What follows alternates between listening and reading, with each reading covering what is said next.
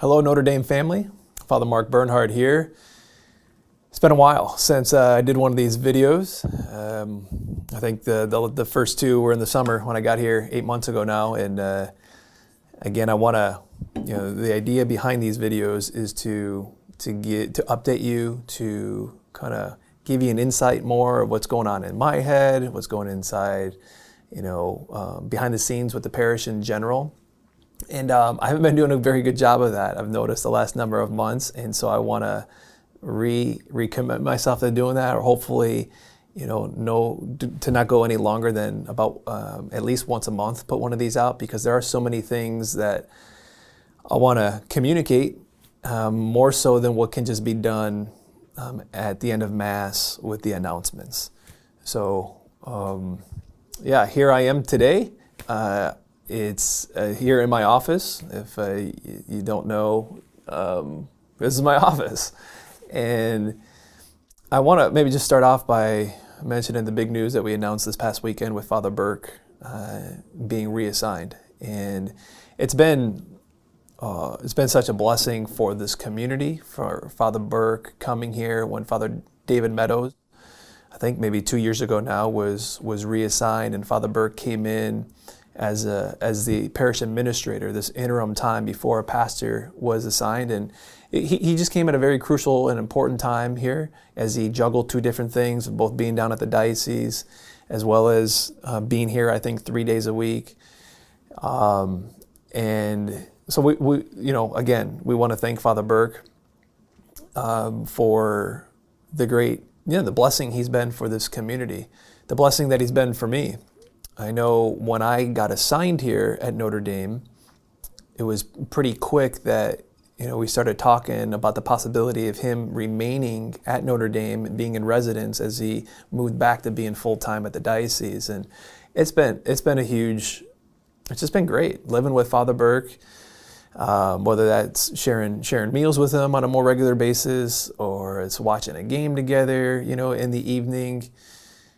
So it's a bummer having him leave, but it is cool that he's, as he mentioned last weekend, that he's only going to be 1.2 miles away. And of course, the community of St. Isaac Jogues, super blessed to be getting him as the pastor. And as we mentioned too, him and I are already talking about different ways that we can work together, have the communities of St. Isaac Jogues and Notre Dame here work together to make disciples, to evangelize. So again, wish Father Burke congratulations. Send him your best as he is here for a few more weeks before going on sabbatical, and then of course starting his assignment July 1st. You'll notice, so my ashes, they are ashes. It's not that I haven't taken a shower in a few days. So this is, when we film this here, it's Ash Wednesday, and today's been a blessing. I'm always amazed how many people come and get ashes. Being, whether it was 7 o'clock this morning, 8:45, 12:10, this is in the afternoon, we still got 2 more masses to go. But seeing so many faces, new faces today that I haven't met my first 8 months here, which is great. I think people just coming and wanting ashes does point to this inner disposition and this reality, even in the midst of our culture that continues to get more secular. There's this in everybody, I think, this longing for a new start, a new beginning, for a spiritual renewal, and that's what Lent is. And that's what maybe lends me to talking about our preaching series that we have coming up, entitled Getting on Track. Super excited about this preaching series. Getting on track in our spiritual lives. We know, just part and parcel of being human, we have a tendency to get off a track, and whatever it is in life, and especially the case in our culture, to get off a track of being in line and striving towards a deep spiritual life, being on track with growing in our relationship with God. We can easily get off a track. We may have been off track for quite some time. Maybe we're barely hanging on. Maybe we've got a wheel or two on the track, a wheel or two off the track.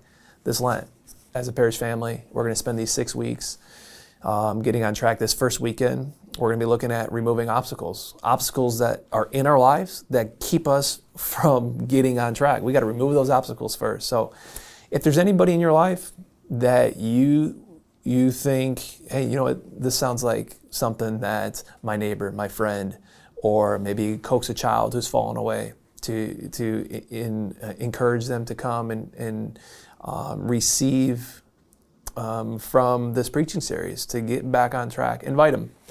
The worst that can happen is that they say no, okay? So we look forward to this preaching series coming up. The main thing I wanted to share as I talk about, the idea behind these is to kind of things, a conversation, maybe a little more in depth that we'd have, like we would have, sharing a cup of coffee. Here's my coffee mug, but again, there's no coffee in it, it's just water. But is with confirmation. So super excited that we are confirming Bishop Hicks is coming here on this Friday to confirm 51 of our high schoolers. We'll have dinner with our high schoolers here before confirmation. And I got to spend some time and meet a lot. I met a number of them previously, but I got to spend some more in-depth time with the high schoolers a month or two ago at the Hyatt Lodge in Oak Brook, where we had our confirmation retreat. Gave a few talks there. And, during that time and as we approach confirmation this Friday, it's an opportunity for me to give you a look behind the scenes. As we look, if I've been here 8 months, we want to assess how effective it is, our sacramental prep, whether that's, baptism, whether that's first communion, whether that's confirmation.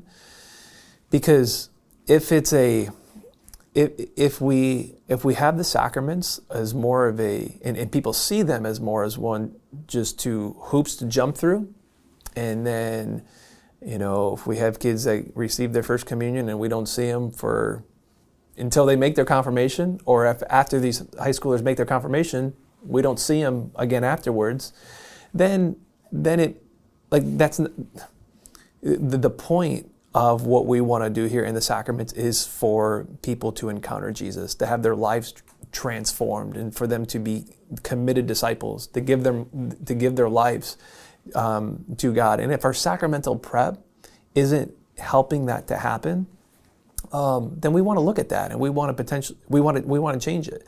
The image that I have is a broken conveyor belt. If the conveyor belt isn't making disciples, or if it's not making disciples, we might have to stop the conveyor belt and kind of make some tweaks so that we get the results and see the fruits that we want to see. And again, that is for our that is to make disciples. So the last couple of months now, as I've been here 8 months, and I've been assessing things.